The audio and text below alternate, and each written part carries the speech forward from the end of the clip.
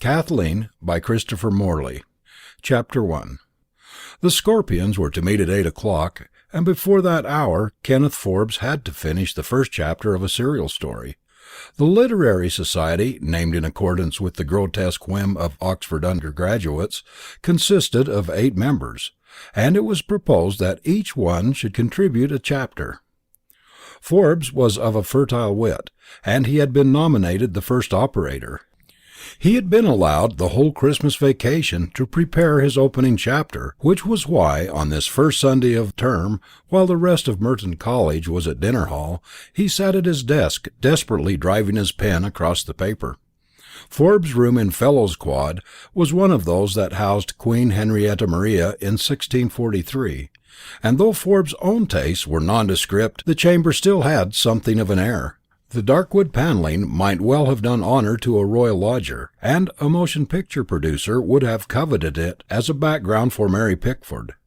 It was unspoiled by pictures. 2 or 3 political maps of Europe, sketchily drawn with coloured crayons, were pinned up here and there. The room was a typical Oxford apartment, dark, a little faded, but redeemed by the grate of glowing coals. Behind the chimney, 2 recessed seats looked out over the college gardens. Long red curtains were drawn to shut out the winter draughts. It was true English January, driving squalls of rain, dampness, and devastating chill. The east wind brought the booming toll from Magdalen Tower very distinctly to the ear, followed closely by the tinny chime in Fellows' Quad. It was 7:30. Forbes laid down his pen, looked quizzically at the last illegible line slanting up the paper, and realized he was hungry. His untasted tea and anchovy toast still stood in the fender where the scout had put them 3 hours before. He switched on the electric light over the dining table in the centre of the room, and dropping on the sofa before the fire, prodded the huge lumps of soft coal into a blaze. The triangular slices of anchovy toast were cold but still very good. He devoured them with appetite. He lit a cigarette with a sigh of content, and reflected that he had not crossed his name off Hall. Therefore he must pay 18 pence for dinner, even though he had not eaten it. Also, there lay somewhat heavily upon his mind the fact that at 10 the next morning he must read to his tutor an essay on Danton and Robespierre, an essay as yet unwritten. That would mean a very early rising and uncomfortable chilly session in the college library, a dismal place in the forenoon. Never mind. First came a jolly evening with the Scorpions. The meetings were always fun, and this one, coming after the separation of 6 weeks' vacation, promised special sport. Carter was down for a paper on Rabelais. King would have some of his amusing ballads and rondeaus. And above all, there would be the first chapter of the serial, from which the members promised themselves much diversion. It was too late now to attempt anything on Danton and Robespierre. He picked up a volume of Belloc and sat cosily by the fire. A thumping tread sounded on the winding stairs, then a faint click of a large metal tray laid on the serving table outside, and a muffled knock at the oak, the thick outer door which Forbes had sported when he came in at 6 to write his stint. He unfastened the barrier and admitted Hinton, the scout, who bore in a tray of edibles, ordered by Forbes from the college storeroom for the refreshment of his coming guests. Forbes, like most men of modest means, made a point of honour to entertain lavishly when it was his turn as host, and the display set out by Hinton made an attractive still life under the drop light. A big bowl of apples and oranges stood in the centre, tin boxes from Huntley and Palmer, a couple of large iced cakes, raisins, nuts, and a dish of candied fruits ended the solids. There was also a tray of coffee cups and a huge silver pot bearing the college arms, flanked by a porcelain jug of hot milk. De Reszynski cigarettes, whiskey and soda, and a new tin of John Cotton smoking mixture completed the spread, which would be faithfully reflected in Forbes' battles or weekly bills later on. Young men at Oxford do themselves well, and this was a typical layout for an undergraduate evening. Hinton, a ruddy old man with iron grey hair and very red bulby nose, was a garrulous servant, and after a tentative cough made an attempt at small talk. "I didn't see you at all tonight, sir." "No," said Forbes. "I had some writing to do, Hinton." "Oh, yes, sir," said Hinton, according to the invariable formula of college servants. A moment later, after another embarrassed cough, he began again. "Very wet night, sir. They say the towpath will be under water in another day or so." Forbes was not a rowing man, and the probable submerging of the towpath was not news that affected him one way or the other. His only reply was to ask the scout to refill the coal scuttle. For this task Hinton donned an old pair of gloves and carried in several large lumps of coal in his hands from the bin outside. Then he disappeared into the adjoining room to pour out a few gallons of very cold water into Forbes' hip bath, to turn down the sheets, lay out his pajamas, and remove a muddy pair of boots to be cleaned. Such are the customs that make sweet the lives of succeeding undergraduates at Oxford. It is pleasant to know that Palmerston, Pitt, Gladstone, Asquith, they have all gone through the old routine. Forbes' father had occupied the very same rooms 30 years before, and very likely old Hinton, then a scout's boy, had blackened his boots. Certainly, Forbes senior had lain in the same bedroom and watched Magdalen Tower through the trees while delaying to get up on chilly mornings. "Anything else tonight, sir?" said Hinton, as Forbes put down Belloc and began to clean a very crusty briar. "Nothing tonight." "Thank you, sir," said Hinton, and took his departure, after poking up the fire and removing the dead tea things. The 8 o'clock chime spoke as Hinton clumped downstairs, and a few moments later Forbes' guests began to straggle in. All were wet and ruddy from rain and wind, and as they discarded raincoats and caps, disclosed a pleasant medley of types. The Scorpions was a rather recent and informal society, but it had gathered from various colleges a little band of temperamental congenials who found a unique pleasure in their Sunday evening meetings. None of them was of the acknowledged literary successes of the university. Their names were not those seen every week in the undergraduate journals. And yet this obscure group, which had drawn together in a spirit of satire, had in it 2 or 3 men of real gift. Forbes himself was a man of uncommon vivacity. Small, stocky, with an unruly thatch of yellow hair and a quaintly wry and homely face, he hid his shyness and his brilliancy behind a brusque manner. Ostensibly cynical and witty satirist of his more sentimental fellows, his desk was full of charming ballads and pieces d'amour, scratched off at white heat in odd moments. His infinite fund of full-flavoured jest had won him the nickname of Priapus. But beneath the uncouth exterior of the man, behind his careless dress and humorously assumed coarseness, lay the soul of a poet, sensitive as a girl, and devout before the whisperings of beauty. Stephen Carter and Randall King were first to arrive, and seized the ends of the fireside couch while Forbes poured their coffee. "A Clark Russell of an evening," said Carter, stretching his golfing brogues to the blaze. "Don't you love a good drenching, downpouring night? I do."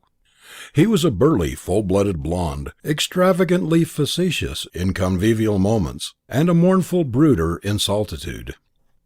King, better known as the Goblin, was a dark, whimsical elf in thick spectacles, much loved in the Varsity Dramatic Society for his brilliant impersonations. The Goblin said nothing as he sipped his coffee and gazed at the fire. "There you go again, Falstaff," exclaimed Forbes to Carter, as he unlocked a corner cupboard and drew out a bottle of port. "The universal enthusiast! I believe you'll be enthusiastic about the examiners that plough you." "What, Falstaff get ploughed?" said a vast and rather handsome newcomer, flinging open the door without knocking. "I think he's down for a ruddy first." This was Douglas Whitney of Balliol. Carter's only answer to both these remarks was to drain a glass of the port which Forbes was decanting. "I say, Priapus, what vile port," he said. "Is this some of the vintage you crocked old poor Hinton with?" "Any port in a storm, Falstaff," said the Goblin mildly. As Forbes was pouring out coffee, shouts of "Minters" greeted the next arrival. This was Johnny Blair of Tennessee and Trinity, the only American among the Scorpions. Blair was a Rhodes Scholar, whose dual-set southern drawl and quaint modes of speech were a constant delight to his English comrades. His great popularity in his own college was begun by his introduction of mint julep, which had given him his nickname. "Hello, Minters," cried Forbes. "What cheer?" "Large tabling and belly cheer," said Blair, quoting his favourite Elizabethan author. By the time Forbes had poured out 8 cups of coffee and as many glasses of wine, Keith Graham and Twiston had come in, making the full gathering. There was much laughing and banter as the men stood round the table or by the fire, lighting pipes and cigarettes, and helping themselves to fruit and cake. Finally, when everyone was settled in a semicircle around the fire, Ford hammered his coffee cup with a spoon. According to the custom of the society, the host of the evening always acted as chairman. "The meeting will please come to order," said Forbes. "Brother Scorpions, what is your pleasure? Has the secretary anything to report?" The gatherings of the Scorpions were pleasingly devoid of formality and untrammeled by parliamentary conventions. There were no minutes, and the only officer was a secretary who sent out postal cards each week, reminding the members of the time and place of the next meeting. King, puffing happily at a large pipe, declared that no official business required attention. "Then I call upon Falstaff for his delightful paper on Rabelais," said Forbes. A small electric reading lamp was propped behind Carter's head, and the Scorpions disposed themselves to listen. Carter pulled an untidy manuscript from his pocket, and after an embarrassed cough began to read. The general tenor of an undergraduate essay on Rabelais, intended for the intimacy of a fireside circle, may readily be guessed. The general thesis of the composition was of course to prove that Rabelais was by no means the low-minded old dog of Puritan conception, or, as Carter put it, that he was not simply a George Moore, but that his amazing writings bore witness throughout to a high and devoted ethical purpose.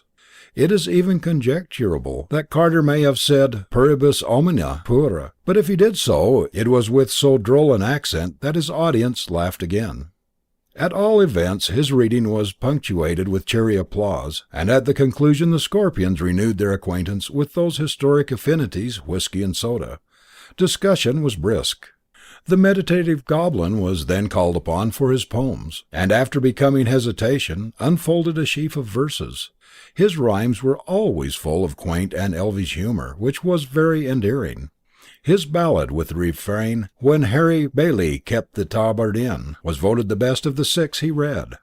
But the event of the evening was to be the serial story, which Forbes had been appointed to begin. A new round of refreshments was distributed, and then the host took his place under the reading lamp. "This needs a word of explanation," he said. "Having the whole vacation to work on this, naturally I did nothing until tea time this afternoon. I didn't even have an idea in my head until yesterday. About 4 o'clock yesterday afternoon I was strolling down the Broad in desperation. You know, when there's some hateful task that has to be done, one will snatch at any pretext for postponing it. I stopped at Blackwell's to look for a book I wanted. Up in one corner of the shop, laying on a row of books, I found this." Impressively he drew from his pocket a double sheet of notepaper and held it up. It was a letter evidently written by some girl to a man at the Varsity. Finding it there, forgotten and defenceless, I could not resist reading it. It was a very charming letter, but not too intimate, but full of a delicious virgin coyness and reserve. Then a great idea struck me. Why not take the people mentioned in the letter and use them as characters for our story? We know that they are real people. We know their first names. That's all we know about them. The rest can be left to the invention of the Scorpions. Generous laughter greeted the idea. "Let's hear the letter," cried someone. "Yes," said Forbes. "Before reading my chapter, I'll read you the letter. And then remember that our story is to be built up solely upon this document. There are to be no characters in the story except those mentioned in the letter, and our task must be to delineate them in such a way that they are in keeping with the suggestions the letter gives us. Here it is. XXX. These are from Fred. 318 Bancroft Road, Wolverhampton, October 30th, 1912. Dear Joe, thank you so much for the tie. It is pretty, and I do wear ties sometimes, so I shan't let the boys have it. You must think me rather ungrateful for not writing before, but I have been out the last 2 evenings and have had no time for letters. Yesterday Mother and I went to Birmingham as I had my half-term holiday. I hope you managed to get some tea after writing to me, otherwise I shall feel so grieved to think I was the cause of your starvation. By the way, I read your latest poem, and I don't like it. Not that that will trouble you much, I'm sure. The idea isn't at all bad, but that's all I like about it. I haven't a bit of news, and I've just found out it is too late to catch the post tonight, so you will have to wait a little longer for this precious letter. It will be precious, won't it? Charlie has just come home from his class, so I must bring his food to him. Daddy's lumbago is better, I'm glad to say. Good night, and many thanks. I remain yours, Kathleen. Excuse this scrawl, but the pen's groggy. A moment of silence followed the reading of the letter. Joe's a lucky boy, said Whitney. She's a darling. The letter doesn't tell us much, said Forbes, as he handed it around for examination. But more than you might think. Before writing my chapter, I summarized the data. Here they are. 1. Joe. He's a member of the varsity who writes poetry. Either it's published in some magazine or he sends it privately to her. The blighter has sent Kathleen a tie of some kind, probably a scarf with his college or club colours. He's got as far as the plaintiff stage. He tells her that he's going without his tea just to write to her. Probably a half a dozen crumpets and 4 cups of tea were simmering inside of him as he wrote. So much for Joe. I'll wager he's a Rhodes Scholar. 2. Kathleen. I put her at 17, and, as Whitney says, she is a darling. She's at school still. She's adorably sane. She doesn't care for Joe's yowling poetry. Probably he writes Verlaine kind of stuff, or free verse, or some blither of that sort. She has younger brothers, the boys, and she helps her mother run the house. I think she likes Joe better than she cares to admit. See the touch of coquettishness where she says, "It will be precious, won't it?" And how adorably she teases him in those 4 crossed marks. These are from Fred. Gad, I'm jealous of Joe already. 3. Fred. I think he's the older brother, probably recently left the varsity, a friend of Joe's perhaps. 4. Charlie is one of the younger brothers. He goes to some kind of night school or gymnasium. Probably an ugly little beggar. Why doesn't he get his food for himself? 5. The mother. I don't know anything about her, except that she went to Birmingham with Kathleen. 6. The father. Has lumbago. One thing you don't mention, said Graham. It's an easy run from here to Wolverhampton on a motor bike. Rather a sell if Joe should turn out a boxing blue, and mash us all into pulp for bagging his letter, said Whitney. There was a general laugh at this. Whitney was over 6 feet, rowed number 5 in the Balliol boat, and he was nicknamed the Iron Duke for his muscular strength. Go on with your chapter, Priapus, said the goblin. Chapter 2. When Forbes had finished, there was a general laughter and applause. The whimsical idea of building a tale around the persons of the letter was one which his playful mind was competent to develop, and he had written a deft and amusing introduction.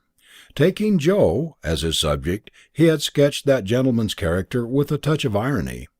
He had made him a Rhodes Scholar from Indiana, evoking good-natured protest from Minsters, and had carried him on a vacation to Guildford House, a small hotel in London much frequented by Rhodes Scholars. There he had made him meet Kathleen, who, with her mother, was staying in London for a few days. Forbes had a taste for brunettes, and in his description of the imagined Kathleen he had indulged himself heartily.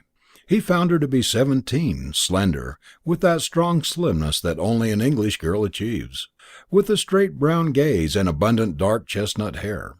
She was captain of her school hockey team, it seemed. She was good at tennis and swimming and geometry.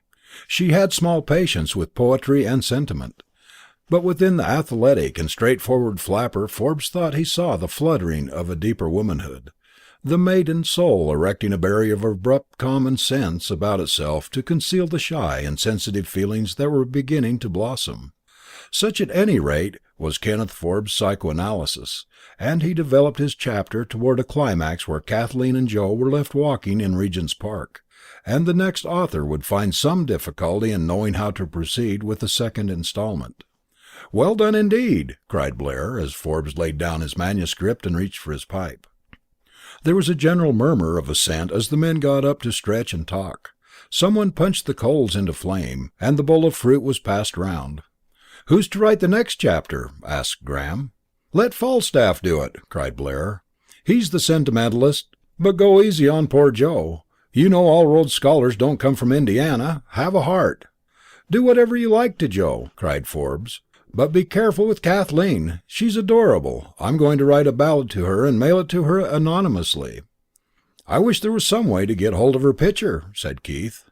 Her picture? Said Graham. Nonsense. Why not see the flapper herself? I'm going to bike over there on my Rouge, herb around till I find the street, and then skid like hell right into her doorstep. I shall lie there in mute agony until I'm carried indoors.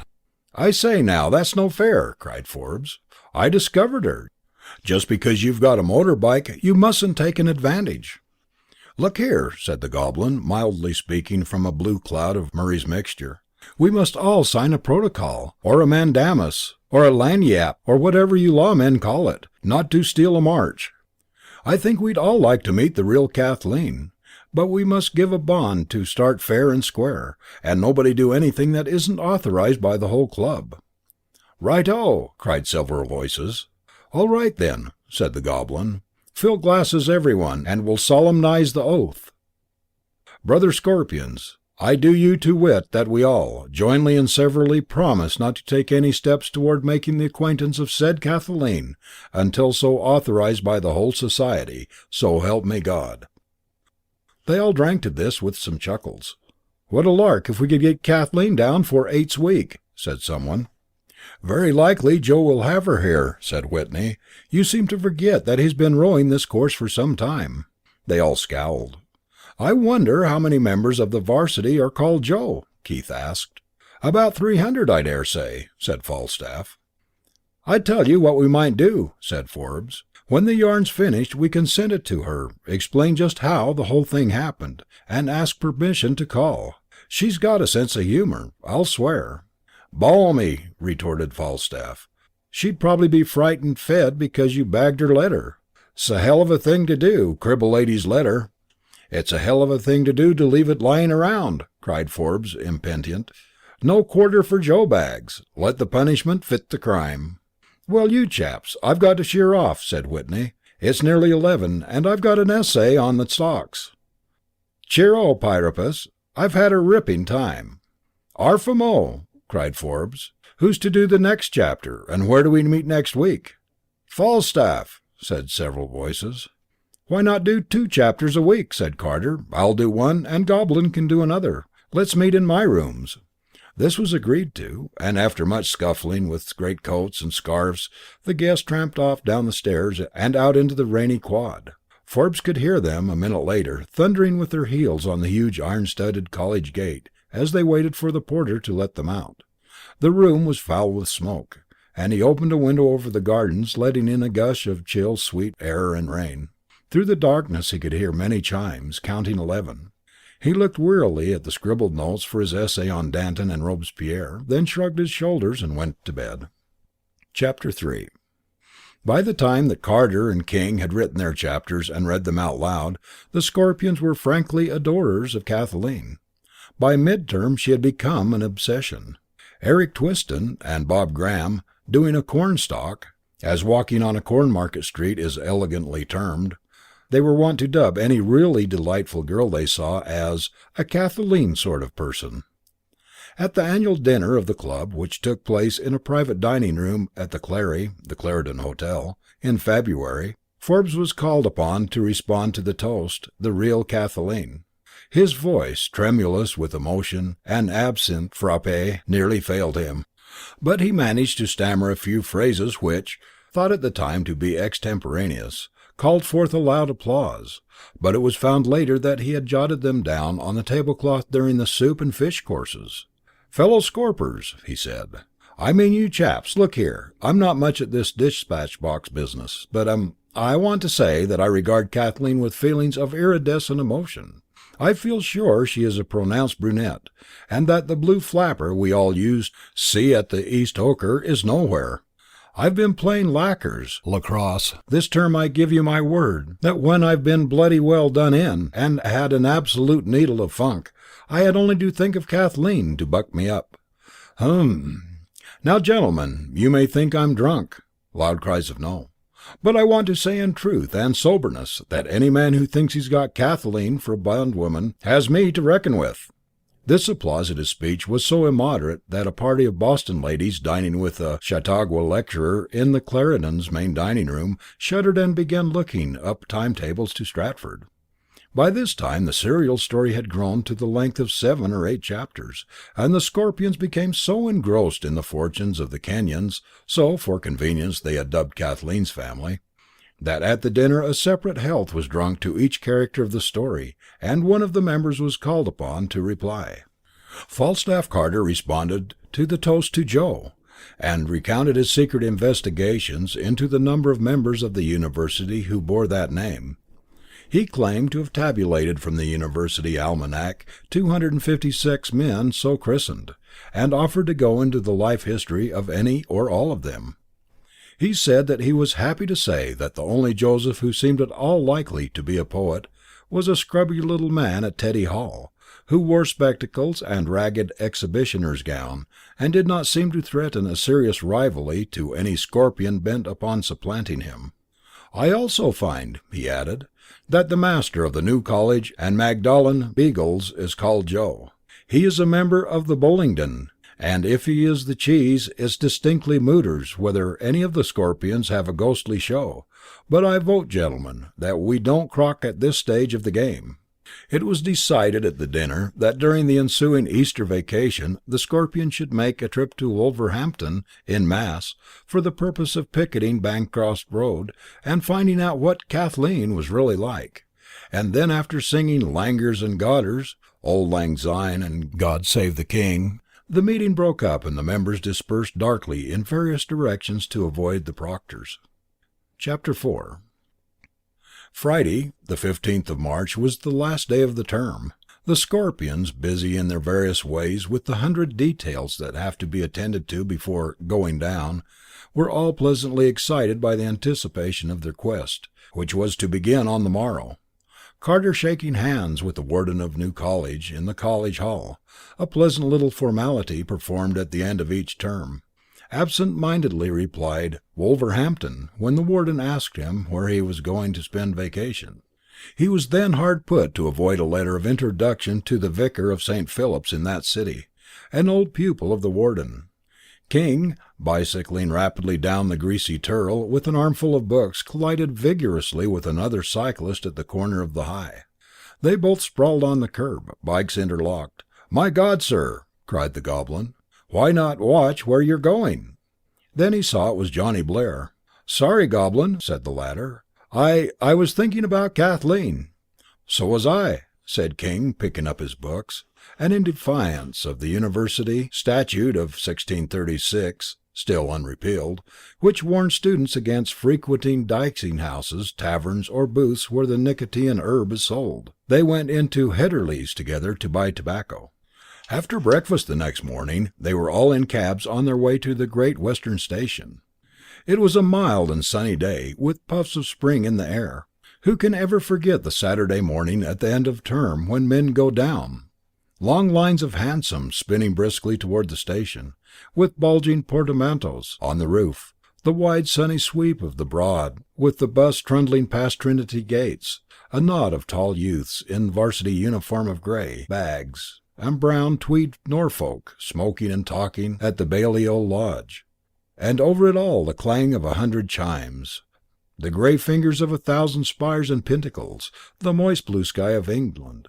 Ah, it is the Palace of Youth, or it was once. The Scorpions met on the dingy north-bound platform. Graham, Keith, and Twiston had been obliged to scratch owing to other more imperative plans, but 5 members boarded the 10 o'clock train in high spirits: Forbes, Carter, King, Blair, and Whitney. They filled a third-class smoker with tobacco and jest. "Now, Goblin," cried Falstaff, as the train ran past the Port Meadow and the Radcliffe Dome dropped from view, "open those sealed orders. You promised to drop the rules of the game." King pulled a paper from his pocket. "I jotted down some points," he said. "This is the time to discuss them.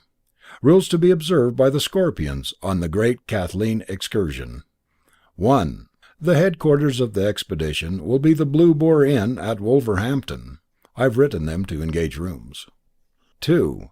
The Kriegspiel we begin today at 2 p.m., and manoeuvres will continue without intermission until someone is declared the winner, or until time is called. 3.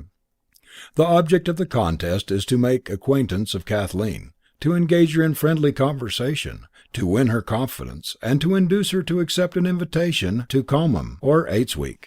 4. Any deception, strategy, or tactics which are not calculated to give intolerable distress or embarrassment to Kathleen and her family are allowable. 5.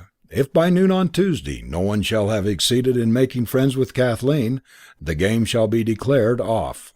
Suppose she's not at home, said Whitney. We'll have to chance that. What time do we get there? I've ordered lunch at the Blue Boar at 1 o'clock. This train gets to Wolvers at 12:30. It was a merry ride. The story of Kathleen, as they had written it, was discussed pro and con. The usual protests were launched at Carter for having in his chapter lowered the theme to the level of burlesque. Praise was accorded to the Goblin for the dexterity with which he had rescued the plot. Blair's chapter had been full of American slang, which had to be explained to the others. Joe, the Rhodes Scholar hero, had shown a vein of fine gold under Blair's hands. He bade farewell to win the charming Kathleen, although the story had not been finished owing to the examinations which had fallen upon the brotherhood toward the end of term. The game begun in poor jest had taken on something of romantic earnestness.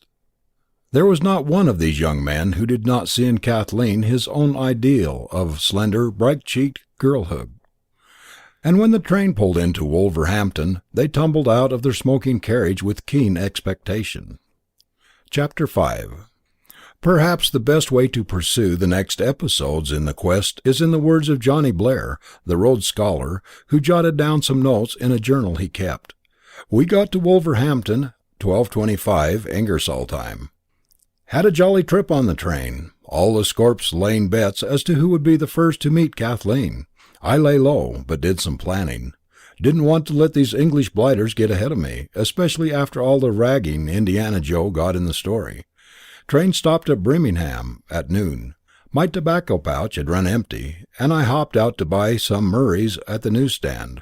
Saw the prettiest flapper of my life on the platform, the real English type. Tweed suit, dark hair, grey eyes, and cheeks like almond blossoms. She had on a blue tam o' shanter, loveliest figure I ever saw, perfect ankle, the usual heavy brogues on her feet. Why do English girls always wear woolen stockings? Was so taken with her I almost missed the train. She got into a third-class compartment further up the train. The others were all bickering in the smoking carriage, so they didn't see her. I scored over the rest of the crowd when we got to Wolvers. They'd all brought heavy portmanteaus containing all their vacation baggage. My idea was to go light when chasing the Grail. I had only my rucksack, left rest of my stuff at Cole, to be forwarded later. While the other chaps were getting their stuff out of the goods van, I spotted Miss Flapper getting off the train. She got into a hansom. Just by dumb luck I was standing near. I heard her say to cabby, 318 Bancroft Road. Lord, was I tickled! I kept mum.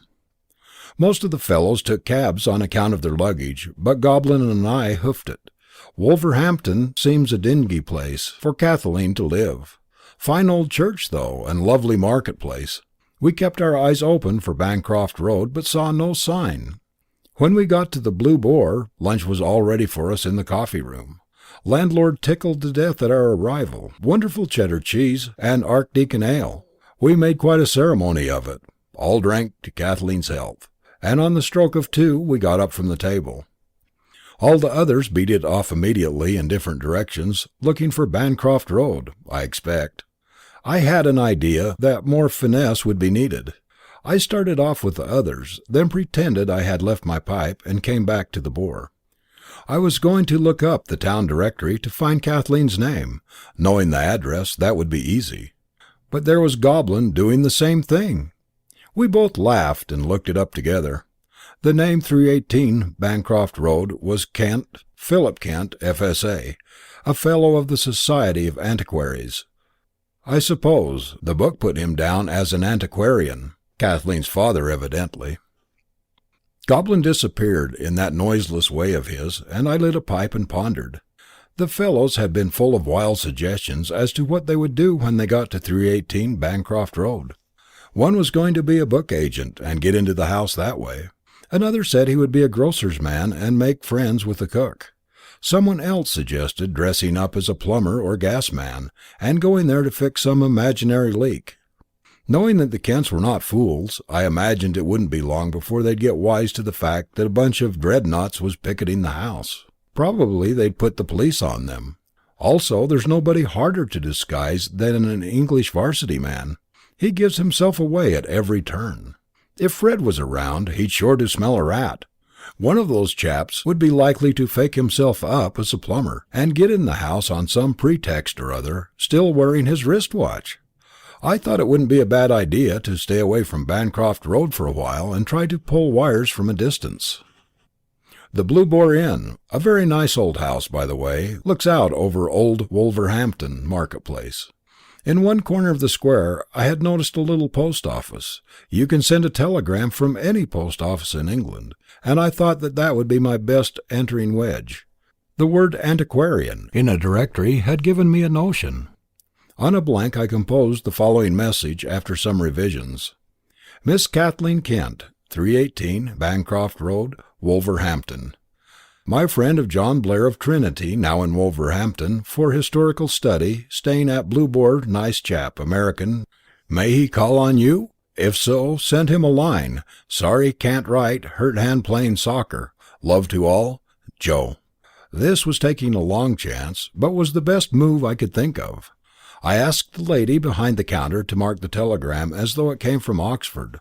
She said she could not do so, but I happened to have a 5-bob piece in my pocket, and that persuaded her. I convinced her that it was a harmless joke. I didn't see that there was anything further to be done immediately. If the telegram brought no word, I should have to think up something else. In the meantime, if I was to pose as an antiquarian investigator, I had better get up some dope on history of Wolverhampton. I poked about until I found a bookshop, where I bought a little pamphlet about the town, and studied the map. Bancroft Road was out toward the northern suburbs. A little talk with the bookseller brought me the information that Mr. Kent was one of his best customers, a pleasant and simple-minded gentleman of 60, whose only hobby was the history of the region. He had written a book called Memorials of Old Staffordshire, but unfortunately I couldn't get a copy. The bookseller said it was out of print. Then I went to have a look at St. Philip's Church, the fine old Norman pile with some lovely brasses and crusaders' tombs. There I had a piece of luck, fell in with the vicar. One of the jolly old port wine and knickerbocker sort. An old Oxford man, as it happened. I pumped him a little about the history of the church, and in his delight at finding an American who cared for such matters, he talked freely. Why, he kept on saying, with a kind of pathetic enthusiasm, I thought all you Americans were interested in Standard Oil and tinned beef. Finally, he invited me over to the vicarage for tea. As I sat by his fire and ate toasted muffins, I couldn't help chuckling to think how different this was from the other Scorpions' plan of attack. They were probably biting their nails up and down Bancroft Road, trying to carry the fort by direct assault. It's amazing how things turn out. Just as I was wondering how to give the conversation a twist in the right direction, the vicar said, If you're really interested in the history of this region, you should certainly have a talk with old Mr. Kent. He's our leading antiquarian, and knows more about the Stour Valley than anyone else. He says there was a skirmish fought here in 1645 that all the books have overlooked. The Battle of Wolverhampton, he calls it. He wrote a little pamphlet about it once. I assured the good parson that my eagerness to know more about the Battle of Wolverhampton was unbounded. I nearly spilled my tea in my excitement. "Is that Mr. Kent of 318 Bancroft Road?" I asked. "Yes," answered the vicar. "How did you know?" "They told me about him at the bookshop." I explained that I was in Wolverhampton for a day or so only, and finally the excellent man came across with the suggestion I was panting for. "Well," he said, "as it happens, I have 1 or 2 calls to make in that direction this evening. If you care to have me do so, I'll speak to Mr. Kent about you, and he can make an appointment. You said you were stopping at the Blue Boar?" I thanked him with much warmth, and his eyes twinkled. "My dear fellow," he said, "your enthusiasm does you great credit. I wish you all success in your thesis." I got back to the Boar, feeling that I had done a very good afternoon's work indeed. End of chapters 1 through 5. Recording by Kirk Ziegler, Ogden, Utah, voiceoversbykirk.com. Chapter 6. The Scorpions, continues Blair's diary, were all very merry at dinner that night, particularly at my expense. I was the only one who had not been out to Bancroft Road to look over the ground. Apparently they had had a very cheery time. "Well, Falstaff, what luck?" I asked Carter. "Splendid," he replied. "The local butcher's given me a job, and I'm going to call there for a meat order tomorrow morning." "What?" shouted someone. "On Sunday? Not likely." I knew mighty well that Carter would not concoct anything as crude as that, and wondered what devilry he had devised. "I noticed that 2 telegrams were delivered at the house this afternoon," said Forbes, in a quiet, non-committal kind of way. "Perhaps Joe is on his way here," said I. "If so, good night." As I spoke, I wondered rather anxiously what the other telegram could be. "Well, we saw her anyway," said Whitney, "and she's marvellous. She wears a blue tam o' shanter and has an ankle like a fairy tale. We saw her walk down the street." "That's nothing," I retorted. "I saw her hours ago. She was on the train with us from Birmingham this morning." This started a furious wrangle. They said I hadn't played fair, as the contest didn't begin until 2:00. My point was that I had not transgressed the rules, as I had done nothing to profit by my accident in seeing her first. "I couldn't help seeing her, could I?" I asked. "You could have too, if you hadn't been all frowsting over tidbits in the train. And after all, I didn't know it was Kathleen. I only suspected it." I changed the conversation by asking where Goblin was. No one had noticed before that he hadn't turned up. This was a bit disconcerting. I secretly thought him the most dangerous competitor. He has a quiet, impish twinkle in his eye, and an unobtrusive way of getting what he wants. However, the others scoffed at my fears. Although they all talked a great deal about the amusing time they had, I could not gather that they had really accomplished much. Forbes claimed to have seen Fred, and he said he looked like a rotter. We drank Kathleen's health a couple of times, and then the other 3 sat down to dummy bridge. I slipped away to the public library, partly to get some more of my antiquarian information about Wolverhampton, and partly because I knew my absence would disquiet them. I found the library after some difficulty. In the large reading room I hunted up some books of reference, but to my disappointment Mr. Kent's volume was out. Looking round for a place to sit, the first person I saw was the Goblin, bent very busily over a book and making notes on a pad of paper. I leaned over him. "Hello, Goblin," I whispered. "Getting ready for a first?" He started, and tried to cover his volume with a newspaper, but I had seen it. It was a cookbook. "That's a queer kind of fiction you're mulling over," I remarked. "I'm looking up a recipe for stuffed eggs," said the Goblin without a quiver. "Our common room steward does them so poorly." "Well, don't let me interrupt you," I said. I sat down in a corner of the room with a volume of the Britannica. When I next looked up, the Goblin was gone. As usual, I wasted my time with the encyclopedia. I got interested in the article on wages, warts, weather, Wordsworth, and worms. By the time I got to Wolverhampton, it was closing time. I did just seize the information that the town was founded in 996 by Wulfruna, widow of the Earl of Northampton. Then I had to leave. I got back to the Boar about 10:30. The coffee room was empty. The landlord said that Whitney and Forbes were out, but that Mr. Carter had gone upstairs. Falstaff and I were rooming together, and when I went up I found him reading in bed. "Hello, Wulfruna," he said as I came in. Evidently he, too, had been reading up some history. Just as I got into bed he fell asleep and his book dropped to the floor with a thump. I crept quietly across the room and picked it up. It was Memorials of Old Staffordshire, by Philip Kent, F.S.A., the very copy that I had looked for at the library. I skimmed over it and then put it carefully back by Flagstaff's bedside. He was on the antiquarian trail too. I began to realize that these rivals of mine would take some beating. The next morning, Sunday, I found a note waiting for me on the breakfast table. 3 indignant Scorpions were weighing it, studying the handwriting and examining the stationery like 3 broken-hearted detectives. "It's not Kathleen's hand, but I'll swear it's the same notepaper," Forbes was saying. Under a venomous gaze from all 3, I took the letter out of the room before opening it. Forbes was right. It was the well-known Bancroft Road notepaper, and ran thus: 318 Bancroft Road, Wolverhampton, Saturday evening. Dear Mr. Blair, Mr. Dunton, the vicar of St. Philip's, has just told me of your visit to him.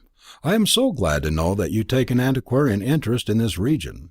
Curiously enough, only this afternoon we had 2 wires from our cousin Joe in Oxford, one of which mentioned you being here. That gives us additional reason for looking forward to making your acquaintance. Mr. Kent wants you to come to lunch with us tomorrow at 1 o'clock. Unfortunately, I myself am laid up with rheumatism, but some of the family will be delighted to take you to see the quite surprising relics in this vicinity. Joe has probably told you a lot about Fred, who is really quite one of the family. Poor fellow needs exercise dreadfully. You must take him with you if you go tramping. Charlie and Oliver, my boys, are away at school. Don't attempt to reply to this, just turn up at 1 o'clock. Sincerely yours, Philip Kent. This gave me several reasons for thought, and disregarding the appeals from the coffee room to come in and tell them about it, I walked into the courtyard of the inn to consider. First, what was the other wire from Joe? Heavens, he was on his way from Oxford to Wolverhampton? If my fake telegram were discovered too soon, I should be in a very embarrassing position. Second, Joe was a cousin, was he? One of those annoying second cousins, probably, who are close enough to the family to be a familiar figure, yet far enough away in blood to marry the daughter. And then there was this sinister person, Fred, who was really quite one of the family. Another cousin, perhaps? What was the matter with the devil, anyway? If he needed exercise, why didn't he go and get it? Certainly, I didn't want to spend an afternoon antiquarianizing with him. How was I to get him out of the way so that I could get a tete-a-tete with Kay? I could see that if this game was going to be played through successfully, it must be played with some daring. 2 jours de la danse, I thought, and let breakfast go hang. Moreover, my sudden disappearance would help to demoralize my rivals. I stuck my head into the breakfast room where Priapus was just dishing out the bacon and eggs. In that instant it struck me again that the goblin was not there. I cried, "Ye gods!" in a loud voice, and slammed the door behind me. As I ran out of the front door, I laughed at the picture of their disconcerted faces. My idea was to lure Fred away from Bancroft Road at all hazards. This could only be done by another telegram, and as it was Sunday, the railway station was the only place to send one from. It was a beautiful clear morning, and I hurried through the streets with exultation, but also with a good deal of nervousness as to the outcome of this shameless hoaxing. At any rate, I thought, I may as well live up to my privileges as an irresponsible American. The great Kathleen excursion was beginning to take on in my mind the character of an international joust or tourney. At the station, or at the depot as one would say at home, I sent the following message. Frederick Kent, 318 Bancroft Road, Wolverhampton. Unavoidably detained. Oxford hurt leg playing soccer. Wish you could join me at once. Urgent. Joe. I got back to the Boar in time for a cold breakfast. None of the others was there. I ate with my antiquarian notes on Wolverhampton propped up against the coffee pot. I was determined that Mr. Kent should find me as intelligent as possible. There was nothing to be done before lunchtime. I read Mr. Kent's letter over several times, and I must confess that the mention of that other wire from Joe worried me a great deal. Just how far the telegram I had just sent might conflict with the facts as known to the Kents, I could not surmise. I could only trust to luck and pray for the best. I learned from the chambermaid that the goblin had come in very late the night before, and had gone out at 6 a.m. That bothered me almost more than anything else. Finally, after hanging around the empty coffee room a while, I got nervous, and determined to go to morning service at St. Philip's. There would be plenty of time to get out to Bancroft Road afterward, and perhaps Kathleen would be at church, and I could get a distant view of her. I walked round to the church. Service had begun, but I went in and sat down at the back. During a hymn, I took a good look round. To my horror, I saw in a pew a few feet in front of me a young person whose robust outline seemed familiar. I looked again. It was Falstaff Carter, in the get-up of a curate. Trembling with indignation, I crept out of the church. I hardly dared speculate on what low device he had planned for winning his way into the sanctum. At any rate, I thought, I am fixed for lunch. Once I get there, I guess I can gain ground as fast as any pseudo-curate. I ran over my antiquarian data another time. It was 12:30, and I was just brushing my hair for the third time, preparatory to starting for Bancroft Road, when the chambermaid came to the bedroom door. "This note was just left for you, sir." I tore it open. Bancroft Road, Sunday morning.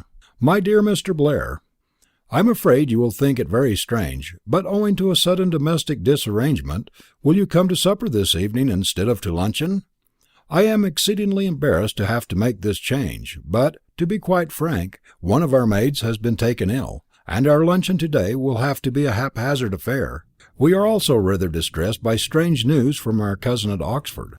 But we shall be very happy to see you at supper time, 7 o'clock. Cordially yours, Philip Kent."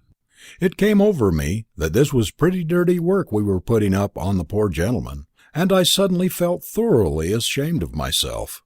I don't know whether any of the others came back to the Boar for lunch or not.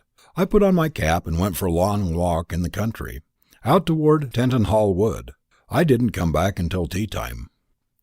Chapter 7. As Johnny Blair approached number 318 Bancroft Road a little before 7 o'clock, that bland March evening, he bore within his hardy breast certain delicacies, remorses, doubts, and revulsions. But all these were transcended by his overmastering determination to see this superb and long-worshipped maiden near at hand. Bancroft Road proved to be a docile suburban thoroughfare, lined with comfortable villas and double houses, each standing back a little from the street with a small garden in front. A primrose-coloured afterglow lingered in the sky, and the gas-lights along the pavement still burned pale and white. Just as the road scholar passed number 302, he saw a feminine figure running down the steps of a house 50 yards farther on, across the pavement, and drop a letter into the red pillar box standing there. Even at that distance he distinguished a lively slimness in the girl's outline that could belong to no other than the incomparable Kathleen. He hastened his step, casting hesitance to the wind, but she had already run back into the house. It would have added to the problems Mr. Blair was pondering could he have read the letter which was just dropped into the post-box. Perhaps it will somewhat advance the course of the narrative to give the reader a glimpse of it. 318 Bancroft Road, Sunday afternoon. Dear Joe, goodness knows what has happened to this usually placid house. Never again will I complain to you that there's no excitement in Wolverhampton. I got home from Birmingham yesterday noon, and ever since everything has been perfectly absurd. I can only believe you have gone balmy.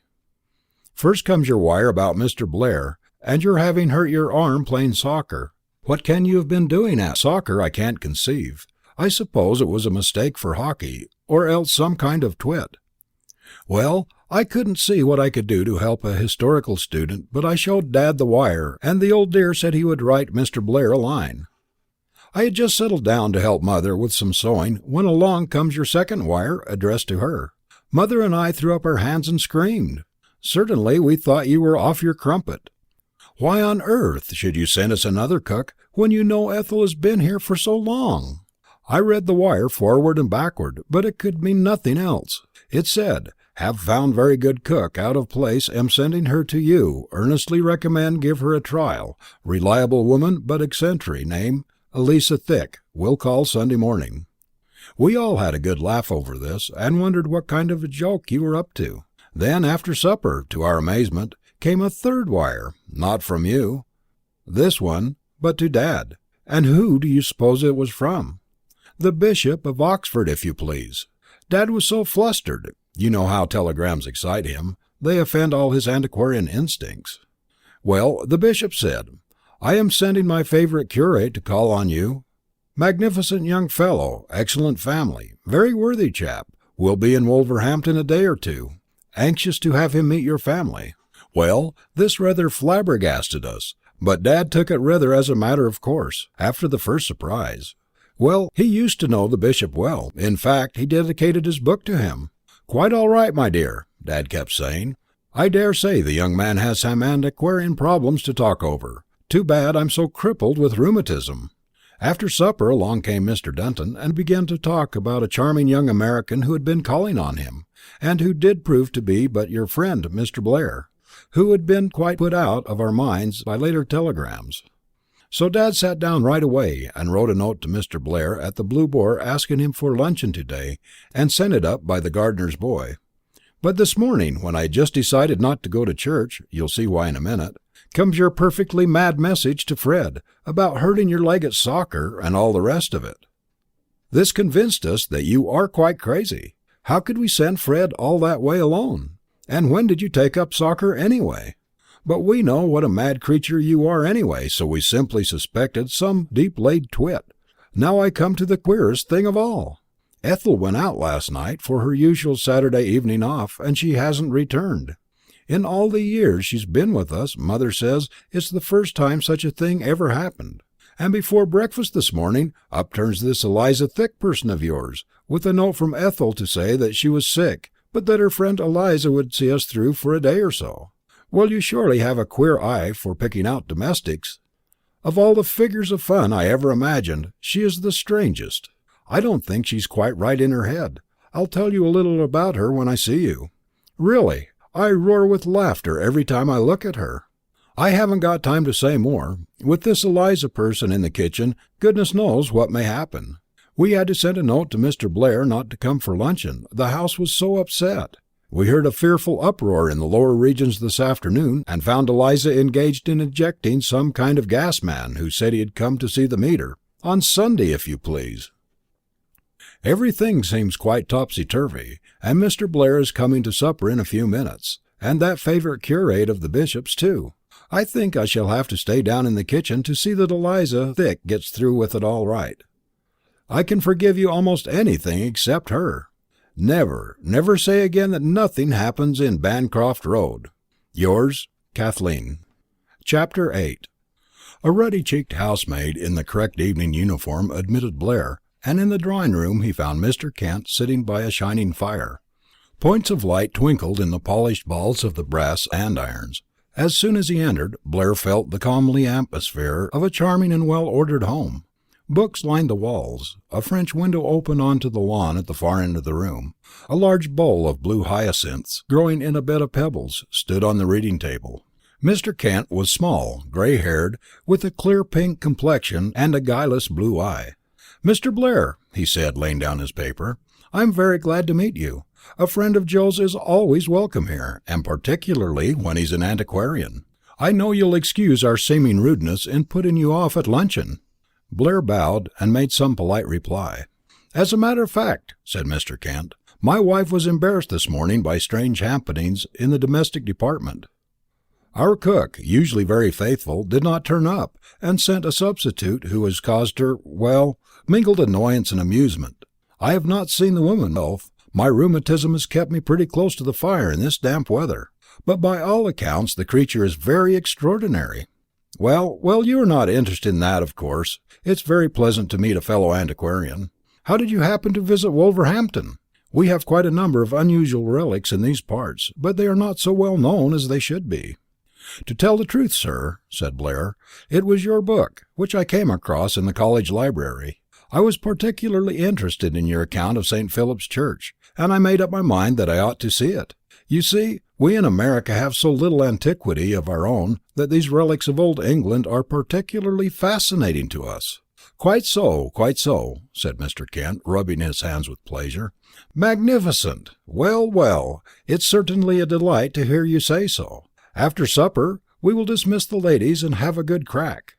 There are some really startling things to be learned about Wolverhampton in Anglo-Saxon times.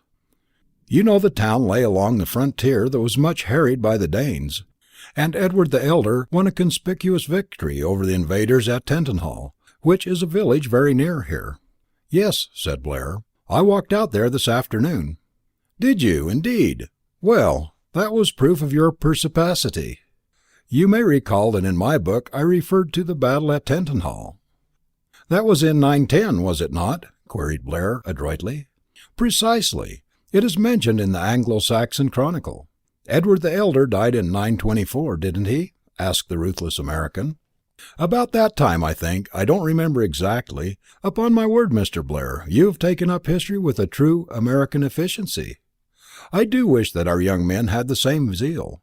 I am happy to say, however, that I am expecting a young cleric this evening, a protégé of the Bishop of Oxford, who is, I believe, also interested in these matters." Blair's heart sank, but he had no time to ponder, for at this moment Mrs. Kent and Kathleen came in. "My dear, this is Mr. Blair, Joe's friend from Oxford. We are great cronies already. My wife, Mr. Blair, and my daughter Kathleen." The young Oxonian suffered one of the most severe heart contusions known in the history of the human race. It was a positive vertigo of admiration. This was indeed the creature he had seen on the railway platform, a dazzling blend of girl and woman. The grotesque appellation "flapper" fled from his mind. Her thick, dark hair was drawn smoothly across her head and piled at the back in a heavenly coil. Her clear grey eyes, under rich brown brows, were cool, laughing, and self-possessed. She was that most adorable of creatures, the tweenie, between girl and woman, with the magic of both and the weakness of neither. Blair could not have said how she was dressed. He only saw the arch face, the intoxicating clearness of her skin, the steady, friendly gaze. "How do you do?" he said, and remembering English reticence, hesitated to put out his hand, then cursed himself for not having done so. Kathleen smiled and murmured, "How do you do?" "I am very glad to see you," said Mrs. Kent. "Do tell us what that crazy Joe has been up to. Did Mr. Kent tell you that we've had 3 telegrams from her?" Blair felt the room twirl under his feet. How one little pronoun can destroy a man! In his agony he saw Mrs. Kent and Kathleen sit down on the big couch, and painfully found his way to a chair. I beg your pardon," he stammered. "I didn't just catch." "The mad girl has sent us 3 telegrams," said Mrs. Kent, "in which there was only one sensible thing, the reference to yourself. Her other remarks about cooks and soccer and injured limbs were quite over our heads." With a dull sense of pain, Blair felt Kathleen's bright eyes upon him. "Yes, Mr. Blair, is she ragging us? Or have the girls at Maggie Hall taken up soccer?" said a clear voice, every syllable of which seemed so precious and girlish and quaintly English that he could have clapped his hands. He blessed her for her clue. Maggie Hall! In other words, Lady Margaret Hall, one of the women's colleges at Oxford. So Joe was, in American parlance, a co-ed. "Why, I believe they've been playing a little," he said desperately. "I think something was said about having his or her arm hurt in a rough game." "Her leg too," said Mr. Kent. "In my time young girls didn't send telegrams about their legs. In fact, they didn't send telegrams at all." "Well, we are quite nonplussed," said Mrs. Kent. "Kathleen says Joe must have had a rush of humour to the head. She wired for us to send Fred down to her. Of course she has sent wires to Fred before, as a joke, but she must have known we couldn't send him so far alone. I suppose Joe has told you about Fred. He's quite one of the family." "Yes," said the distracted Oxonian. "He must be a fine fellow. I'm very anxious to meet him." There was a ring at the front door bell, and in a kind of stupor Blair realized that something, he hardly knew what, was about to happen. "The Mr. Reverend Carter," announced the maid. Blair had a keen desire to scream, but he kept his eyes firmly on the rug until he mastered himself. In the general movement that followed, he had presence of mind enough to seize a chair next to Kathleen. He saw Falstaff's burly figure enter, habited as the conventional black beadle of the church, and in the sharpened state of his wits noticed that the unpractised curate had put his clerical collar on the wrong way round. He rejoiced in Carter's look of dismay on finding his fellow Scorpion already on the battlefield. "Mr. Carter," said Mr. Kent, "this is Mr. Blair of Trinity." The two shook hands gravely, Blair determined to make use of his hard-won information to set Carter astray. "I know Mr. Carter by reputation," he said. "I've heard Joe speak of him in terms of great admiration." The curate looked worried, but tried to play safe. "Oh, yes, Joe," he said. "Splendid chap." Blair made haste to get back to the chair he coveted. He had no idea what mad schemes might lurk beneath Carter's Episcopalian frock, and was determined to gain any headway he could. "It seems funny your coming to Wolverhampton," said Kathleen. "So few varsity men ever get here. But it's certainly a blessing for Dad. He'll talk antiquities with you as long as you like." "Are you interested in the subject?" asked Blair. "I'm afraid not," she laughed. "It's too bad Dad is so laid up with his lumbago. He'd love to walk you out to Tenton Hall and Boscobel to see his buried mounds." "How very interesting," said Blair. "A kind of private family cemetery?" "Oh dear, no," declared Kathleen in amazement. "Antiquities, you know, where the Danes buried themselves." "Oh, of course, of course. How I wish I could see them." "Are you fond of walking?" "Yes, when it isn't too muddy. It's been too wet lately to go out with Fred. He loves a good walk, but he's getting old and his rheumatism bothers him." "I dare say. He may have inherited that from your father?" "It's very common among Scotties," said Kathleen. "Oh, is your family Scotch?" said Blair, feverishly trying to be polite. "Our family?" queried Kathleen with a smile. "Heavens, no. I thought you were talking about Fred. You must see him. He's somewhere around." "I should love to meet him," Blair said. Kathleen went to the door and whistled. There was a scampering on the stairs, and a grizzled Skye terrier trotted into the room. Blair and Carter looked at each other sheepishly. Mr. Kent had been referring to his watch several times, and Blair began to suspect that something was wrong. But just then supper was announced. As they passed into the dining room, the American thought he noticed signs of agitation on the maid's face. He wondered secretly what the rest of the Scorpions were up to. Chapter 9. "Come, Mr. Blair," said Mrs. Kent. "You sit there, next to Mr. Kent, where you can talk about archaeology. Mr. Carter tells me he knows nothing about such subjects, so he will have to amuse Kathleen and me. What errands bring you to Wolverhampton, Mr. Carter?" inquired Blair, thinking to unmask his opponent's weapons as quickly as possible. Carter was a little staggered by this, but his effrontery was up to the test. "The bishop sent me down," he said, "to look over the surrounding parishes with a view to establishing a chapel in the suburbs." "How very interesting!" exclaimed Mr. Kent. "But surely this does not lie in the Oxford diocese?" "Quite true," said Carter. "The bishop had to get special permission from Parliament. An old statue of the 14th century, I believe." "Indeed, indeed," cried Mr. Kent. "How absorbing! My dear Mr. Carter, you must tell me more about that. I take it you are something of a historical student after all." "I'm afraid not, sir," replied Carter. "My studies in divinity have been too exacting to leave much opportunity." "But you must not believe Mr. Carter's disclaimers," said Blair. "I have heard of his papers before the Oxford Historical Society. He has a very sound antiquarian instinct. I think you would find his ideas of great interest." "We were speaking of the battle of the Danes at Tettenhall," observed Mr. Kent, turning to Blair. "I think that if Kathleen could arrange to take you out there, you would find the burial mounds of unusual interest. My dear, could you walk out there with Mr. Blair tomorrow morning?" Kathleen assented, but Blair noticed that she was not eating her soup. He also noticed that the maid in the background was seized with occasional spasms, which he was at a loss to interpret. "Did I hear you say Tettenhall?" ventured Carter. "That is the very place the bishop mentioned to me.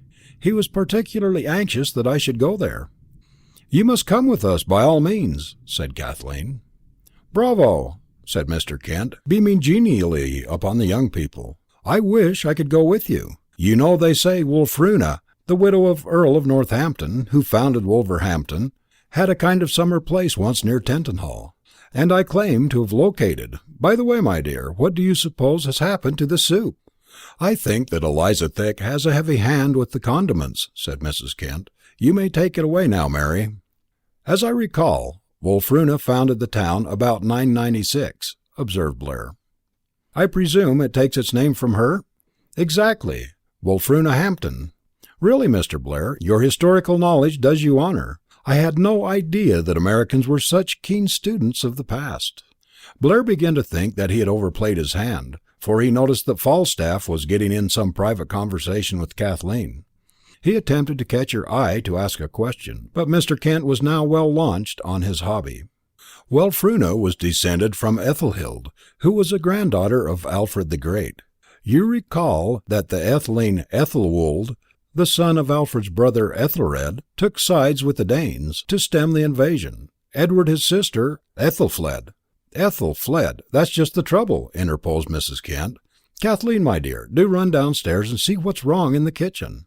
I'm afraid Eliza is in difficulties again. Mr. Blair, you and Mr. Carter must excuse this irregularity.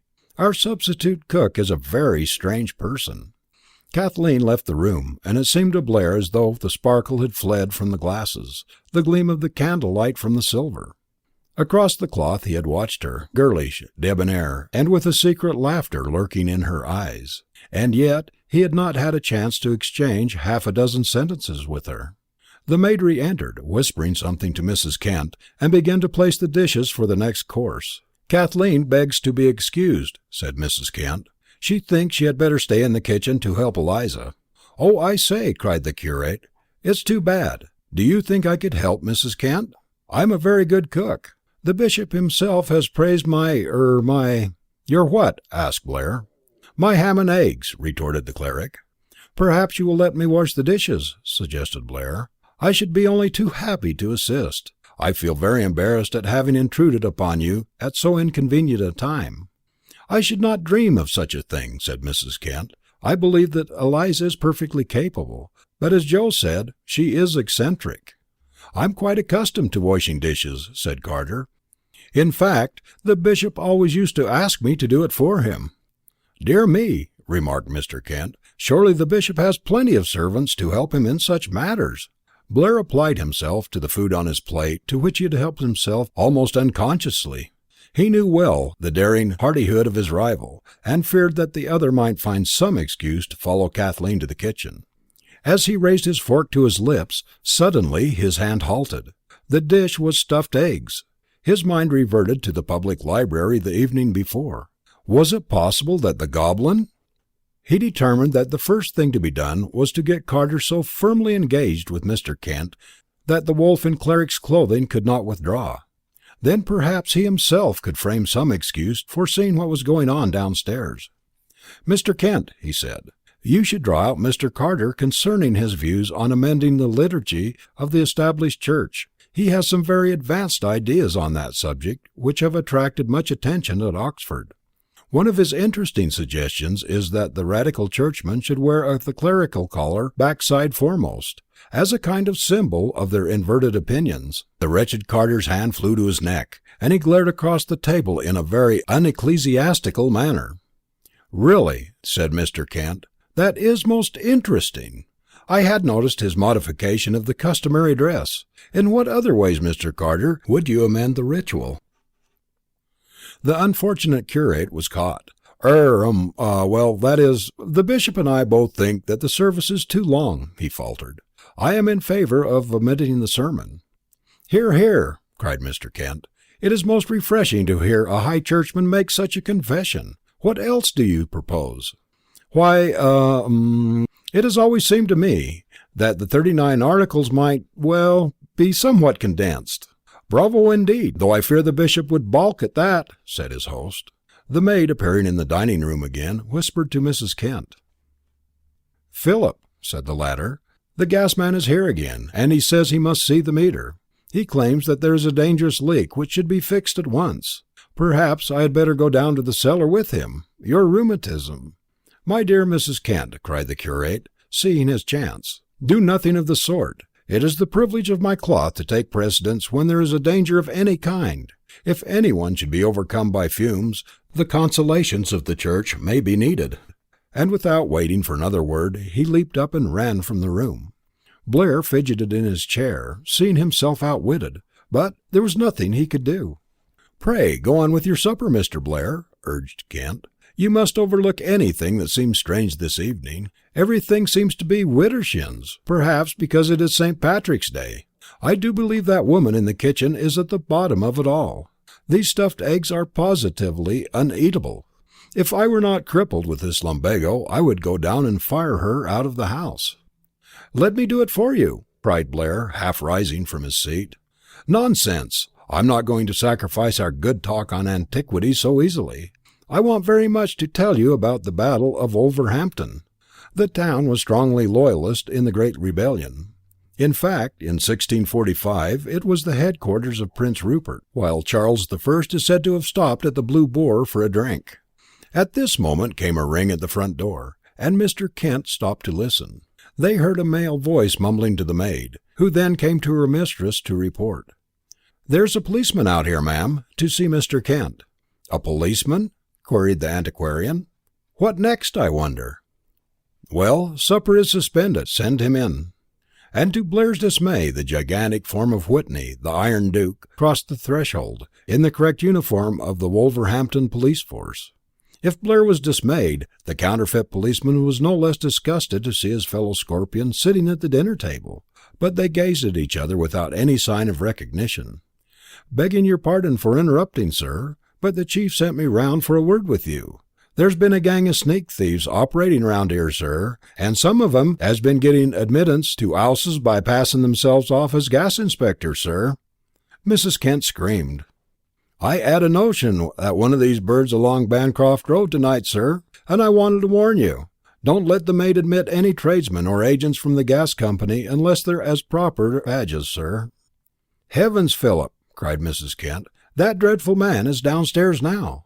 Eliza threw him out once this afternoon, but he's here again. He may have murdered Mr. Carter by this time. Oh, Inspector, do hurry down at once and see what happened. There is a defenceless high church curate in the cellar with him. Mary, show the way downstairs." Blair poured out a glass of water for Mrs. Kent. "Don't you think I'd better go down too?" he asked. "Oh, please don't go," begged Mrs. Kent, faintly. "Stay here, in case he should escape upstairs. I believe we shall all be murdered in our beds." "Come, come," said Mr. Kent. "We mustn't let all this spoil Mr. Blair's supper. Have another glass of wine.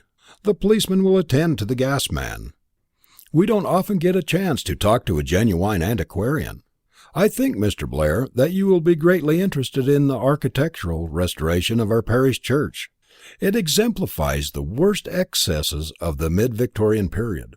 The church itself is one of the finest examples of the cruciform type. The south transept dates from the 13th century, the nave, clerestory, and the north transept from the 5th. The chancel was restored in 1865, but I must confess that the treatment of the clerestory seems to me barbarous. Now, what are your own ideas as to the proper treatment of the clerestory?" The wretched American was nonplussed. He had a shrewd suspicion that matters were moving rapidly downstairs, yet he did not see any way of leaving the dining room to investigate for himself. He had hardly heard what was said. "Why, to tell you the truth, Mr. Kent, I read very little fiction nowadays. I'm rather worried about the gas man downstairs. Do you suppose your daughter can be in any danger? There might be some sort of explosion. Don't you think I'd better run down to see if I can help?" As they sat listening, Kathleen's voice was heard from the kitchen, raised in clear and angry tones. Blair could contain himself no longer. With an inarticulate apology he hurried out of the room, leaving the puzzled antiquarian and his wife alone at the supper table. End of chapters 6 through 9. Recording by Kirk Ziegler, Ogden, Utah. Voiceovers by Kirk.com. Chapter 10. The Rhodes Scholar was correct in having feared the Goblin as a dangerous competitor in the quest of the Grail.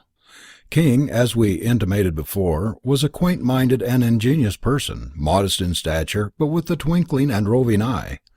He was one of the leading spirits of the OUDS, known in full as the Oxford University Dramatic Society, and his ability to portray females of the lower classes had been the delight of more than one Shakespearean rendering. No one who saw him as Juliet's nurse in a certain private theatrical performance in the hall of New College can recall the occasion without chuckles. When the Goblin left the Blue Boar on Saturday afternoon, he also made his way out to Bancroft Road, but instead of patrolling the main street in the vague hope of catching a glimpse of Kathleen, as did Falstaff, Priapus, and the Iron Duke, he hunted out the hinder regions of the district. In accordance with the plan he had concocted before leaving Oxford, he carried a little portfolio of art subjects, of the kind dear to domestic servants, and with this in hand he approached the door of the basement back kitchen, where Ethel the cook and her assistant Mary, the housemaid, were having a mid-afternoon cup of tea. The windings of the humbler lanes of service behind the Bancroft Road houses were the proper causeway for tradesmen, and it was easy for him to reach the back of the garden gate unseen by those in front. He knocked respectfully at the kitchen door, and Mary came to answer. "Good day, miss," said the supposed pedlar. "I have some very pretty pictures 'ere which I wish you would let me show you." Mary was a simple-minded creature, but she knew that her mistress had strict rules about pedlars. "I'm sorry," she said, "but missus don't let no pedlars in the house." "If you please, miss," said the artful Goblin, "I'm no pedlar, but representing a very respectable photographer, and I would like to show you some photographs in the hope of getting your order. I have taken a number of orders at the nicest houses along Bancroft Road, and I thought maybe you would like to have a photo of yourself taken to send to your young man." And he opened his case, exhibiting a sheet of appropriate photos. It was a slender chance, but the peddler had a wheedling eye and a genteel demeanour, and Mary hesitated. She called the cook, a stout middle-aged person, who came to the door to see what was up. The peddler rapidly showed the best items of his collection, which he had selected with great care in a photographer's studio in Oxford. Fate hung in the scales, but the two servants could not resist temptation. They knew that Mrs. Kent and Miss Kathleen were upstairs sewing, and the master was confined to his study with his rheumatism. They invited the photographer into the kitchen. It is a psychological fact, well known to housekeepers, that there is a vacant hour in the middle of the afternoon when Satan sometimes finds a joint in the protective armour of the domestic servant. After the luncheon dishes are washed and put away, and before 5 o'clock tea and toast are served, cook and housemaid enjoy a period of philosophic contemplation or siesta. Even in the most docile and kitchen-broken breast, thoughts of roses and romance may linger. Dreams of moving pictures, or the coming cotillion of the Icemen's social harmony. Usually this critical time is whiled away by the fiction of Nat Gould or Bertha Clay or Harold Bell Wright, and close observers of kitchen comedy will have noted that this is always at this fallow hour of the afternoon pedlars and other satanic emissaries sharpen their arrows and ply their most plausible seductions. The goblin has never admitted just what honeyed sophistries he employed to win the hearts of the simple pair in Mrs. Kent's kitchen. But the facts may be briefly stated by the chronicler. After getting them interested in his photos, he confessed frankly that he was an old friend of the family from Oxford. He said that he and Miss Kathleen were planning an innocent practical joke on the family, and asked if he could take the place of one of the servants for that Sunday. He made plain that his share in the joke must not be revealed to anyone, and then he played his trump card by showing them the text of the bogus telegram recommending Miss Eliza Thick, which he had dispatched from a branch postal office on his way through the town. "And is Miss Josephine in on the joke too?" required the cook. This question startled the goblin, but he kept his composure and affirmed that he and Miss Josephine had concocted the telegram jointly in Oxford, and by a little adroit pumping he learned Joe's status in the family. The cook, Ethel, admitted that she was to go out that evening for her Saturday night off. At last the goblin, by desperate cunning and the exhibition of 2 golden sovereigns, completely won the hearts of the maids. While they were talking, the doorbell rang, and Mary, returning from the upper regions, announced that it was another telegram from Miss Joe. Mrs. and Kathleen laughed fit to kill when they read it, she said. "You see," said the goblin, "that's the same telegram I just showed you. It's all right, it's a joke. You don't need to worry, cook. Mrs. Kent won't be angry with you. Let me take your place for tomorrow, and write a little note saying you're ill and that your friend Eliza Thick will do your work for you that day." It was arranged that the goblin should meet Ethel at her home that night to borrow some clothes. The cook showed him the menu for Sunday that Mrs. Kent had sent down. This rather daunted the candidate for kitchen honours, but he copied it in his notebook for intensive study. Then, as it was close upon tea time, he packed up the photos, distributed his largesse, and retired. Mary, the housemaid, promised to stand by him in the coming ordeal. Both servants felt secretly flattered that they should be included in the hoax. The kitchen classes in England have great reverence for young varsity men. The goblin was a canny man, and he had brought with him a wig and certain other properties. He hunted out a little tea shop, where he meditated over 3 cups of pekoe and hot buttered toast. Then he made his way to the public library, where he spent several hours over a cookbook. He was complimenting himself on having shaken the other scorpions off his trail, when Blair looked over his shoulder and caught a glimpse of the stuffed eggs recipe, to which the goblin was addressing himself for the 4th time. The meeting was embarrassing, but it could not be helped. After Blair had left him, the cook-to-be returned to his memoranda. Mrs. Kent trusted many things to Ethel's judgment, and her instruction as jotted down on a slip of paper included 3 possibilities. Eggs, stuffed, devilled, or farcy, she had written, and the goblin was endeavouring to decide which of these presented the least distressing responsibility. He was a student of mathematics, and had attempted to reduce the problem to a logical syllabus. He read over his memoranda. Theorem: stuffed eggs. Data: 6 hard-boiled eggs, 20 minutes. A. Cut eggs in halves lengthwise. B. Remove yolks and put whites aside in pairs. C. Mash yolks and add 1. Half the amount of deviled ham. 2. Enough melted butter to make of consistency to shape. Half what amount of deviled ham, thought the goblin, and where does the deviled ham come from? How does one devil a ham? What a pity Henry James never wrote a cookbook. It would have been lucid compared to this.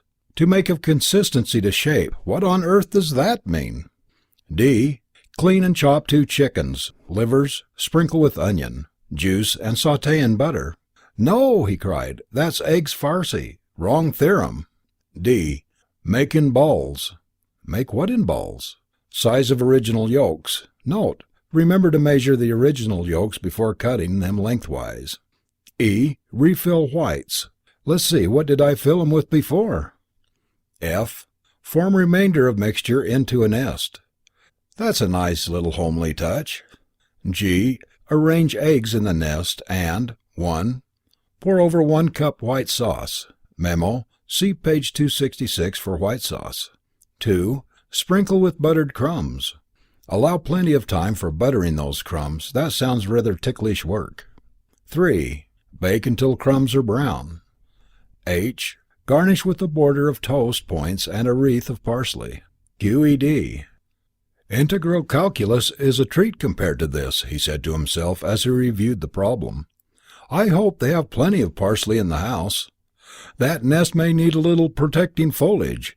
I don't see how I can make any proper asylum for those homeless, wandering eggs out of that mess. So saying, he left the library to call upon Ethel at her home and complete his disguise. Chapter 11. Mrs. Kent was a deal puzzled by the bearing and accoutrements of her substitute cook. Eliza Thick appeared on the premises about 7 o'clock, and with the aid of the housemaid breakfast went through fairly smoothly. It was Kathleen's query about the coffee which elicited the truth. Mary, with nervous gigglings, announced to her mistress that Ethel was ill and had sent a substitute. The coincidence that Josephine's nominee should turn out to be a friend of Ethel struck Mrs. Kent as strange, and presently she went down to interview the new kitcheneer.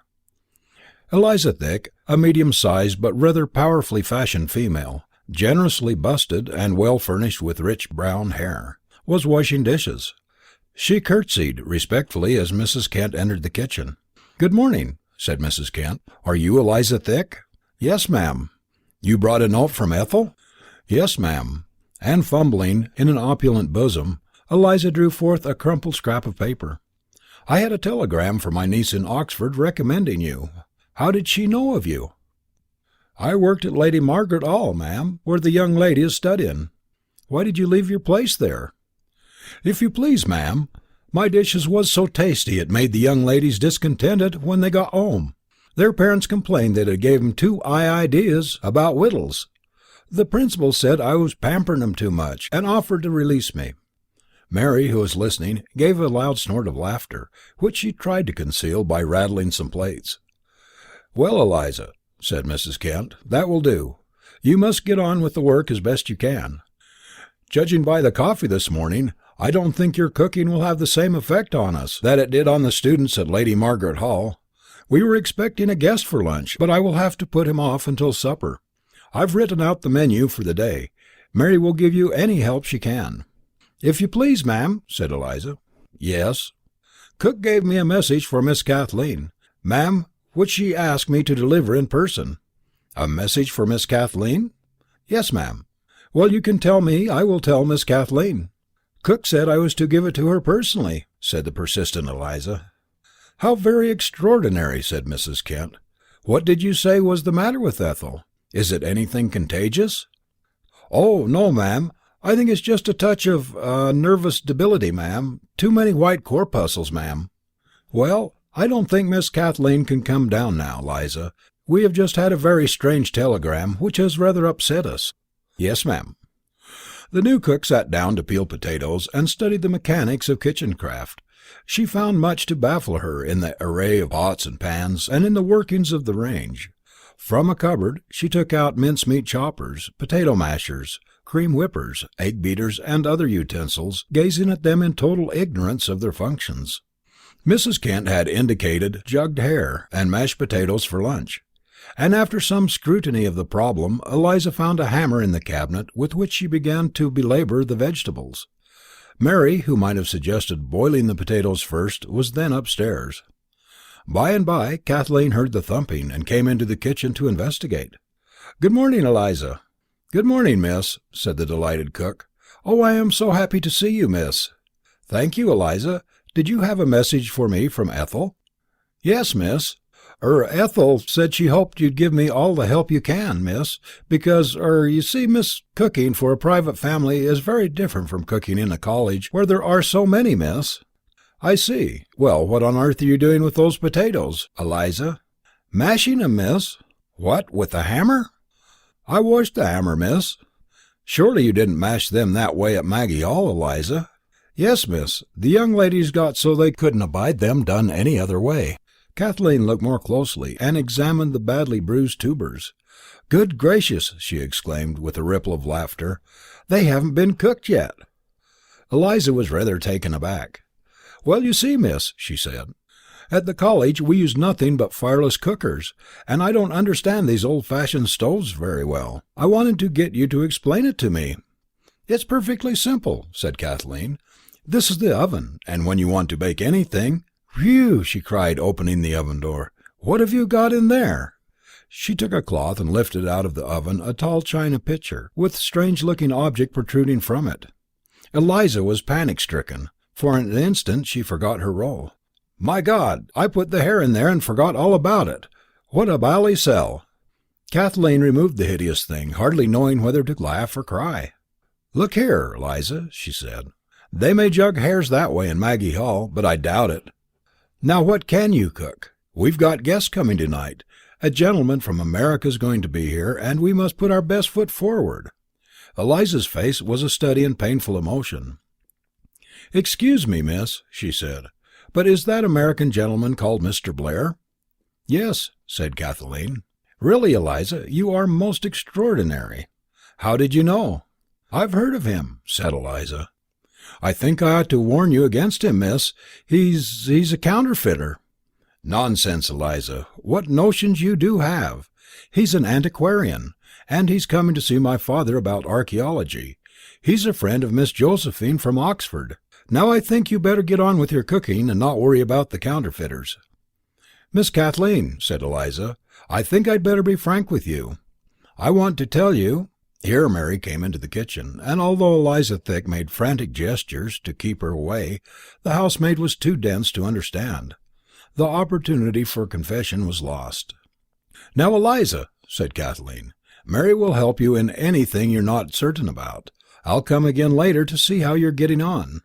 By supper time that night, Eliza Thick began to think that perhaps she had made a tactical error by interning herself in the kitchen, where there was but small opportunity for tete-a-tete with bewitching Kathleen. The news that Blair was coming to the evening meal was highly disconcerting, and the worried cook even contemplated the possibility of doctoring the American's plate of soup with ratsbane or hemlock. Once during the afternoon she ventured a sally upstairs, carrying a scuttle of coal as a pretext, in the vague hope of finding Kathleen somewhere about the house. Unfortunately she met Mrs. Kent on the stairs, who promptly ordered her back to her proper domain. Here Eliza found a disreputable-looking person trying to cozen Mary into admitting him into the house. He claimed to be an agent of the gas company in search of a rumoured leak. Eliza immediately spotted Priapus, and indignantly ejected him by force of arms. In the scuffle a dishpan and several chairs were overturned. Mary, whose nerves were rather unstrung by the sustained comedy she was witnessing, uttered an obligato of piercing yelps, which soon brought Kathleen to the scene. Eliza received a severe rating, and so admired the angry sparkle in Kathleen's eyes that she could hardly retort. "One other thing, Eliza," said Kathleen in conclusion. "There will be two guests at supper, Mr. Carter, A curate from Oxford is coming too. Please allow for him in your preparations." "If you please, miss," cried the much-goaded cook, "is that Mr. Stephen Carter?" "I believe it is," said Kathleen. "But what of it? Is he a counterfeiter too?" "Miss Kathleen, I know you think it strange, but I must warn you against that curate. Dear Miss Kathleen, he is dangerous. He is not what he seems." "Eliza, you forget yourself," said Kathleen severely. "Mr. Carter comes with an introduction from the Bishop of Oxford. I hope that is satisfactory to you. In any case, we do not need your approval for our list of guests. Mrs. Kent wants you to take great care with the stuffed eggs. Those mashed potatoes made her quite ill." "Please, miss, I'm dreadful worried about those eggs. The book says to make a nest for 'em, and truly I don't know how to go about it. The young ladies at college never ate their eggs in nest, miss, and when I get nervous I can't do myself justice, miss. I never can remember which is the yolks and which is the whites, miss." "Now that will do, Eliza," said Kathleen. "You are a very eccentric creature, but I don't think you are as stupid as all that. What do you want? Do you expect me to come down there and oversee all your preparations? Oh, if only you would, miss, it would be so gratifying." Kathleen laughed, a girlish bubbling of pure mirth, which was dreadful torment to the jealous masquerader. She departed, leaving the cook a prey to savage resolve. "Well," thought Eliza, "if the supper's bad enough, I guess she'll just have to come down and help me. Thank goodness Blair and Carter are both coming. They'll cut each other's throats, and perhaps the stuffed eggs will win after all. As for that gas man, he won't get into this house unless it's over my dead body." Chapter 12. It was a feverish and excited Eliza that Kathleen found in the kitchen when she tripped downstairs after the soup course. On a large platter the cook had built a kind of untidy thicket of parsley and chopped celery, eked out with lettuce leaves. Ambushed in this were lurking a number of very pallid and bluish-looking eggs, with a nondescript stuffing bulging out of them. "I forgot to measure the yolks, miss," wailed Eliza. "That's why the stuffing don't fit. Shall I throw a dash of rum on board to stiffen 'em up?" In spite of her vexation, Kathleen could not help laughing. "No, no," she said. "We'll tidy up the nest a bit and send 'em downstairs."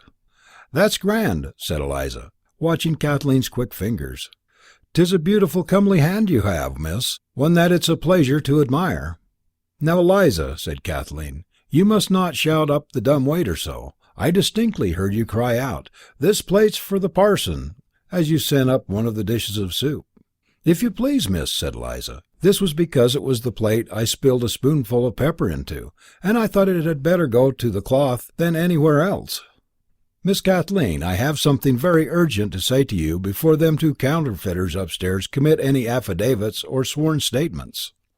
"You dish out the eggs, Eliza," said Kathleen, "and I'll send them up the dumb waiter. Quick now. And where's your dessert? Is it ready?" "All doing finely, miss," answered Eliza, but as she opened the oven door her assurance collapsed. She drew out a cottage pudding, blackened and burnt to carbon. "A great success," said the bogus cook, but holding it on the other side of her apron so that Kathleen could not see. "Here, I'll just shoot it up the shaft myself before it gets cold." She hurried into the pantry, whisked it into the dumbwaiter before Kathleen could catch a glimpse, and sent it flying aloft. "That smelled a little burnt, cook," said Kathleen. "Just a wee bit crisp on one side, miss."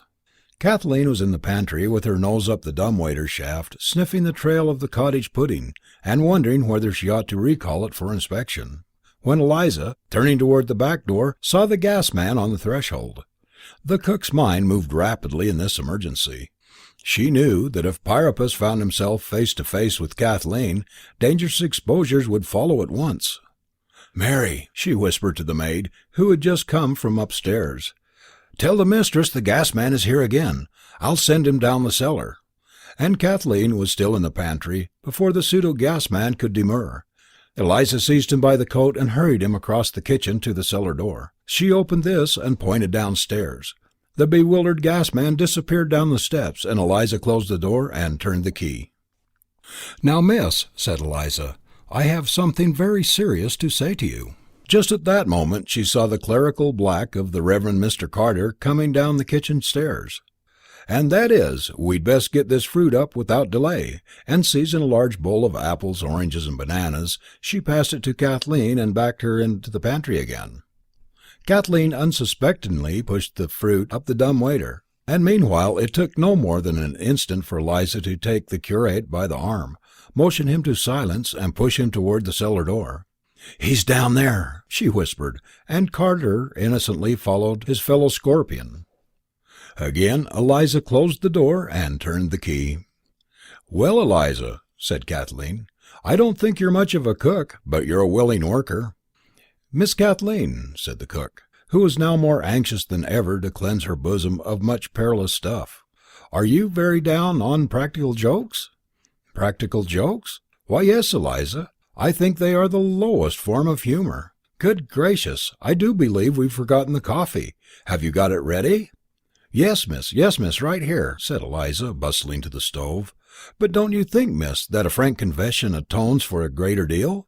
Really, Eliza, you are the most priceless creature. I don't wonder Joe was taken with you. Hush, there's the front door bell. What do you suppose that is?" They both listened, Kathleen at the dumbwaiter shaft and Eliza at the kitchen door. Eliza started to say something, but Kathleen waved her to be quiet. A heavy step sounded on the stair, and the agitated Mary appeared, followed by a huge policeman. Eliza, of course, recognised the Iron Duke, but the gaslight and the disguise prevented the latter from knowing his fellow venturer. "What on earth is the matter?" said Kathleen. "Please, miss," said the blue coat, "your mother said there's a gas man down here, and I've been sent by headquarters to take him in charge. I think he's a sneak thief." "There's no such person here, officer," said Kathleen. Eliza kept her sovereign wits about her. She advanced to the policeman, and whispering mysteriously, "He's in there," took his sleeve and led him to the cellar door. "He's down there," she repeated. "Put the cuffs on him, quick." She opened the door, and the doubtful policeman, hypnotized by her decision, stepped on to the cellar stairs. The door closed behind him, and again Eliza turned the key. "What does all this mean?" demanded Kathleen angrily. "Has everybody gone daft? Eliza, ever since you came into this house, there's been nothing but turmoil. I wish you would explain. Why have you sent the policeman into the cellar?" "There's 3 dangerous counterfeiters down there, miss," said Eliza. "I want to tell you the truth about this, Miss Kathleen, before that American gets down here. He's bound to be here soon. He's the worst of the lot." "Open that door at once," said Kathleen, stamping her foot. "I don't know what on earth you mean by counterfeiters, but if there are any down there, let's have them up, and see what they have to say." The dining room bell rang, and Mary instinctively hurried upstairs. At the same moment Blair ran down, 3 steps at a time, and bounded into the kitchen. He started when he saw Eliza. "Are you all right, Miss Kent?" he asked anxiously. "I've been so worried about you. Is that gas man still here? I think I can smell gas escaping. Can I help in any way?" "What you smell is burnt cottage pudding," replied Kathleen. "There's a policeman in the cellar. I wish you'd call him up. I have a great mind to ask him to take Eliza in charge. I don't think she's quite right." Blair looked at Eliza closely. "I agree with you, Miss Kathleen," he said. "She looks like a bad egg to me, a devilled egg, in fact. Which is the cellar door, cook?" Eliza saw her chance. "Right here, sir," she said. Taking hold of the doorknob, she swung the door open. "Looks very dark," said Blair. "I can't quite see the step. Where is it?" Eliza, eager to add this last specimen to her anthology in the cellar, stepped forward to point out the stairway. With one lusty push, Blair shoved her through the door, and banged it to. He turned the key in the lock and thrust it into his pocket. "Miss Kent," he said, "I'm afraid you must think us all crazy. If only you will let me have 5 minutes, uninterrupted talk with you, I can explain these absurd misadventures. Please, won't you let me?" "To tell you the truth," said Kathleen, "I'm hungry. I've had only a plate of soup, and that was counterfeit. I think that mad woman intended it for the curate, for whom she had conceived a dislike. Let's go up and sit in the dining room, and I can talk while you eat." At that moment Mrs. Kent's voice sounded at the top of the stairs. "Kathleen, dear, is everything all right?" "Yes, mother," called Kathleen in the same silvery soprano that set Blair's heart dancing. "Your father wants Mr. Blair to come up to the drawing room and talk to him. He wants to tell him about the Battle of Wolverhampton." Chapter 13. Blair, nervously playing with the key, stood by the fire in the drawing room. Mrs. Kent had excused herself and gone upstairs. In the dining room, across the hall, he could see Kathleen leaning over the supper table while the maid cleared away the dishes. In spite of his peevishness, he smiled to see her pick up one of the stuffed eggs with a fork, taste it, and lay it down with a grimace. At the other end of the drawing room, Mr. Kent, leaning on his cane, was rummaging among some books. "Here we are," said the antiquarian, hobbling back with several heavy tomes. "Here's Clarendon's history. Now I want to read you what he has to say about that incident in 1645. Then I will read you my manuscript notes to show you how they filled up the gaps. Kathleen!" "Yes, Dad," answered Kathleen, coming into the room. "Will you get me my glasses, dear?" "Yes, indeed." And she ran across the room to fetch them from the bookcase where he had left them. She seated herself on the arm of her father's chair. She was a charming and graceful figure, swinging the slender ankle that the Scorpions afterward described with imaginative fervour as a psalm, a fairy tale, and an aurora borealis. They none of them ever agreed as to the dress she wore that evening, but Eliza Thick, who was perhaps the most observant, declared that it looked like a chintz curtain. "I think it must have had small sprigs of flowers printed on it." "Her eyes," exclaimed the broken-hearted gasman, "were like a twilight with only 2 stars. Perhaps he meant a street with 2 lamps lighted." "Oh, I am so glad you're going to read your notes to Mr. Blair," she said mischievously. "They are so fascinating, and there's such a jolly lot of them." "Perhaps Mr. Kent's eyes are tired," said Blair hastily. "Not a bit, not a bit," said Mr. Kent. "I don't often get such a good listener. By the way, what happened to that nice young curate? I hope the gas man didn't injure him." Kathleen looked at Blair with dancing eyes. "He had to go," declared Blair. "He was awfully sorry. He asked me to make his apologies." "Perhaps the bishop sent for him suddenly," said Kathleen. "Well," resumed Mr. Kent, "I shall begin with the Battle of Naseby. After that memorable struggle, a portion of the royalist forces, the front bell trilled briskly. 'Oh, dear me,' sighed poor Mr. Kent, looking up from his papers. 'The fates are against us, Mr. Blair.'" The Scotch terrier had been lying by the fire, caressed by the toe of Kathleen's slipper, as she sat on the arm of her father's chair. Suddenly he jumped up, wagging his tail, and barked with evident glee. A tall, dark-eyed girl, a little older than Kathleen, pushed the hall curtain aside and darted into the room. "Joe, darling," cried Kathleen, "how is your leg?" "What do you mean?" asked Joe. "Which leg? What's wrong with it?" "Well, Joe, my dear, this is a jolly surprise," said Mr. Kent, laying aside his books. "We heard you were laid up. Some misunderstanding somewhere. We've got a friend of yours here, you see, Mr. Blair." Blair wished he could have sunk through the floor. He would have given anything to be with the 4 others in the darkness of the cellar. His ears and cheeks burned painfully. "How do you do, Mr. Blair?" said Josephine cordially. "There must be some mistake. I've never met Mr. Blair before." "My dear Joe," cried Kathleen, "I do think we've all gone nuts. Look here." She took 3 sheets of paper from the mantelpiece. "Did you or did you not send us these telegrams?" Joe ran her eye over the messages, reading them aloud. "Miss Kathleen Kent. My friend Blair of Trinity, now in Wolverton, for historical study, staying at the Blue Boar. Nice chap, American." Here Joe raised her eyes and looked appraisingly at Blair, whose confusion was agonizing. "May he call on you? If so, send him a line. Sorry, can't write. Hurt hand playing soccer. Love to all, Joe." "Frederick Kent, unavoidably detained, Oxford. Hurt leg, playing soccer. Wish you could join me at once. Very urgent, Joe." She bent down to the terrier, which was standing affectionately at her feet. "Well, Fred, old boy," she said, patting him, "did Joe send you a telegram, eh?" "Mrs. Philip Kent. I have found a very good cook out of place. Am sending her to you. Earnestly recommend give her a trial. A reliable woman, but eccentric. Name Eliza Thick. Will call Sunday morning. Joe." "My dear Kathleen," said Joe, "you flatter me. I never sent any of those messages. Do you know any other Joes?" "I beg your pardon, Miss Kent," said Blair, "but I must tell you. I sent 2 of those telegrams, and I think I can guess who sent the other. Miss Eliza Thick herself." "You!" exclaimed Mr. Kent and both girls in the same breath. "Yes, Mr. Kent, I blush to confess it, but you and your family have been abominably hoaxed, and I see nothing for it but to admit the truth. Painful as it is, I prefer to tell you everything." The two girls settled themselves on the couch, and Mr. Kent, bewildered, sat upright in his chair. The dog, satisfied that everything was serene, jumped on the divan and lay down between Joe and Kathleen. The unhappy Blair stood awkwardly on the hearth rug.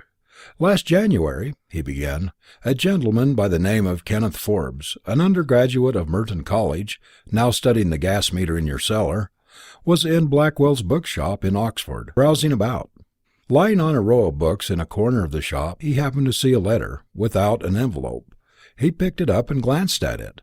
It had evidently been dropped there by some customer. The address engraved on the paper was 318 Bancroft Road, Wolverhampton. It was dated last October, and the letter began, 'Dear Joe, thank you so much for the tie. It is pretty, and I do wear a tie sometimes, so I shan't let the boys have it.' In the upper left-hand corner were 4 crosses, and the words, 'These are from Fred.' The letter was signed Kathleen." The two girls looked at each other. "It so happened," continued Blair, "that the man who found the letter had promised to write, the very next day, the first chapter of a serial story for a little literary club to which he belonged. At the time when he found this letter lying about the bookshop, he was racking his brain for a theme for his opening chapter. A great idea struck him. He put the letter in his pocket and hurried back to his room. His idea was to build up a story around the characters of the letter. He had no idea whom it came from or to whom it was addressed. The thought of making these unknown persons of the letter the figures of the story appealed to him, and with an eager pen he sat down the first chapter, with Kathleen as the heroine and Joe as the hero." A faint line of colour crept up Kathleen's girlish cheek. This idea, which suggested itself to Forbes when he found the letter in the bookshop, was taken up enthusiastically by the group of undergraduates composing the little club. The fabrication of the story was the chief amusement of the term. It would be unfair to me and to the other men not to say frankly that the whim was not taken up in any malicious or underhanded spirit. Given the idea as it first came to the man in the bookshop, the rest flowed naturally out of it, urged by high spirits. I must tell you honestly that the characters of that letter became very real to us. We speculated endlessly on their personality, tastes, and ages. We all became frantic admirers of the lady who had signed the letter, and considered ourselves jealous rivals of the man Joe, to whom we were supposed it had been written. And when the end of the term came, the 5 members who had entered most completely into the spirit of the game agreed to come to Wolverhampton for the express purpose of attempting to make the acquaintance of the Kathleen who had so engaged their fancy. "Really, I think this is dreadfully silly," said Kathleen, colouring. "Joe, are we characters in a serial, or are we real persons?" "This confession is very painful for me, Mr. Kent," said Blair, "because things don't seem to have turned out at all as we thought, and I'm afraid we have abused your hospitality barbarously. I can only beg that you will forgive this wild prank, which was actuated by the most innocent motives." "Then I do understand," asked Mr. Kent, "that your interest in Wolverhampton history was merely simulated, for the purpose of making the acquaintance of my daughter?" "You make me very much ashamed, sir, but that is the truth." Mr. Kent rose to his feet, leaning on his cane. "Well, well," he said, "I have no wish to seem crabbed. I'm sorry to lose so excellent a listener. I thought it was too good to be true. But when one has a daughter, one must expect her to grow up, and become the heroine of serial stories. I trust that story is not to be published. I can ask that, at least." "Our intention," said Blair, "was to give the manuscript to Miss Kent as a token of our united admiration." "Well," said Mr. Kent, "make my apologies to the other conspirators. I take it that dreadful Eliza Thick was one of them. I hope our cook will be back tomorrow. Upon my word, those stuffed eggs were indescribable.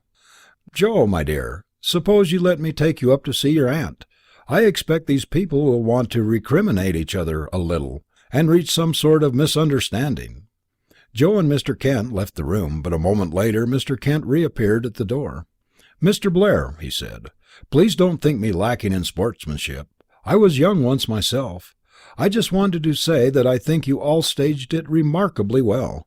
Give Mr. Carter my compliments on that telegram from the Bishop." "Good heavens!" exclaimed Blair, as Mr. Kent vanished behind the curtains. "I forgot. Those fellows are still down in the cellar." He held out the key. "I must let them out." "Wait a minute," said Kathleen. "I have no desire to see that Eliza Thick again, nor that odious curate, not even the enterprising gas man." For the space of 15 thoughts or so there was silence. Kathleen sat at one end of the big couch, the firelight shimmering around her in a softening glow. Blair stood painfully at the other side of the hearth. "Miss Kathleen," he said, "I want to beg you, on behalf of the other fellows, not to be too severe with them. I guess I am the worst offender, with my bogus telegrams and my deliberate deception of your father. But I ought to explain that we all came here with a definite intention in mind. The man who was first able to engage you in friendly conversation, and to get you to accept an invitation to come to Oxford for Eights Week, was to be the winner of the competition." "I've already accepted an invitation for Eights Week," she said after a pause. He uttered a dejected silence that was classic of its kind, a marvel of accurate registration. Kathleen looked up at him for the first time since his confession of the hoax. Their eyes met. "Is it Carter?" he asked woefully. "I've promised to go and stay with Joe at Maggie Hall." "Look here," he said, "I expect to row in the Trinity boat. Will you and your mother and Miss Joe watch the racing from our barge one afternoon anyway? Then you could come to tea in my rooms afterward, and I'll ask the other fellows in to meet you." "The parson and the policeman and the gas man and Eliza Thick?" "Yes, they're all splendid chaps. I know you'll like them." "Well," she murmured, "I dare say Eliza Thick would be all right in his proper costume. I shall never forget his nest-building genius. Now I understand what he meant by all that talk about counterfeiters." "You'll come to the Trinity barge?" he begged. There was a pause. A dropping coal clicked in the grate, and Kathleen's small slipper tapped on the fender. "I should think," she said, "that a man as persistent as you would make a good oar. I'm glad the others aren't Americans, too. It was bad enough as it was." "Miss Kathleen," he pleaded, "I guess I can't make you understand what I'd like to, but if you'll just come punting up the Cher on Sunday in Eights Week, there are so many things I'd like to tell you. Yes, I've always wanted to hear about America and the difference between a Republican and a Democrat." "And you will come?" Kathleen rose laughing. "I've already accepted Joe's invitation," she said. "Good night, Mr. Blair." She gave him her hand. He held it as long as he dared, looking her straight in the eye. "I'm not nearly as jealous of Joe as I was." She was gone through the curtains, in a flash of dainty grace. Then her face reappeared. "If you care to call again sometime, Dad would love to read you those notes on the Battle of Wolverhampton." Blair looked around the room. The dog, lying by the fire, got up, stretched, and wagged his tail. Blair pulled out his watch. "Jiminy," he said, "I'd better go down and let those poor devils out of the cellar." End of Kathleen by Christopher Morley. In Season 2 of Missing Pages, we'll take a look at what happens when an old system faces new challenges. This is what happens when you involve money. I'm Beth Ann Patrick, your host of Season 2 of the Missing Pages podcast. We'll dig into these stories and talk to authors like Jodi Picoult for their firsthand experiences. You can child-proof your world, but you can't world-proof your child. Listen and subscribe to Season 2 of Missing Pages wherever you get your podcasts.